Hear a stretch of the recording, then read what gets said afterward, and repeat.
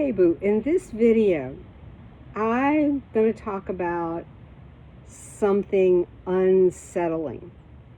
And it's about speaking up and speaking out and speaking from your deepest truth. And this is one of the reasons that we are on a disconnect between the identity that we want to assume and the desire we want that state to bring us and actually having it.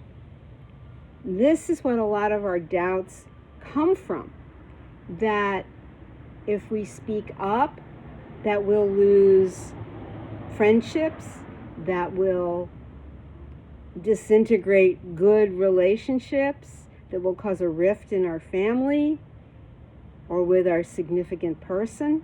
Whatever it is, it holds us back. It holds us back in our career. It holds us back in the development of our relationships and our own growth as creators, as if we want to be an entrepreneur, if you want to rise to the top in your profession or on your job, in the company, or becoming a creative artist.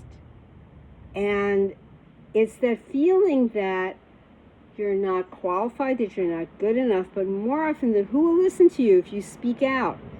Or if I do speak out, it's going to cost me in some way. But so often that push is really, as they say, push is coming to shove. And something's got to give. And this means that you are compelled to, in some way, allow your truth to come to the surface. And this is mighty manifesting.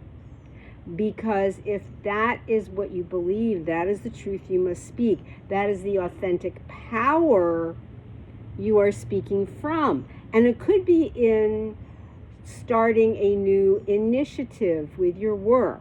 It could be starting a new entrepreneurial project that could seem to have an element of risk in it. It could be about traveling somewhere that you've never been and you're not sure about. It could be in the performing arts, in the visual arts, any of that. But it's taking a far bigger step than you ever had thought you could. And I know this afflicts a lot of people. They become really gun-shy about standing up and speaking about what's important to them. But this is such an integral part of living from the identity that you are choosing. If you really solidly stay in your state and connect to that identity, and even if you do come out of it and things disrupt you or distract you, that's okay. You get back into it. You reconnect to it. And remind yourself, you are independently wealthy. You are a celebrated artist. I am a celebrated artist. I am independently wealthy. I am a successful medical practitioner, whatever that is important to you. That it's something that you have been yearning to have happen. If you notice how children are, very often they want to be a lot of different things, right? And they believe it. They have absolute faith in that. I want to be, this is, I don't know, maybe I'm thinking from earlier times, but I think this still rings true in different forms. I want to be a cowboy and I want to be the president. I want to be a fireman and a basketball player. And I want to be a nurse, and I want to be, whether it's a girl or a boy, it doesn't matter, but they're saying I want to run a company. I want to make a painting. And they're all equally meaningful because they believe it and they experience it or they want to be an action figure, they want to be Spider-Man, or they want to be Wonder Woman, or whatever that is for them. And that is why the Bible says, be as little children. It's owning that state of wonder and that state of connection to the universe that says, yes, you are all these things and can be all these things, and that is your truth. But we get so disconnected by society from living in that understanding and having that knowing about writing the novel, about making the sculpture, about doing the most beautiful garden, or running a conservation program. Whatever it is that is genuine for you, it's about what Neville Goddard refers to as moving from the shallows into the deep of life.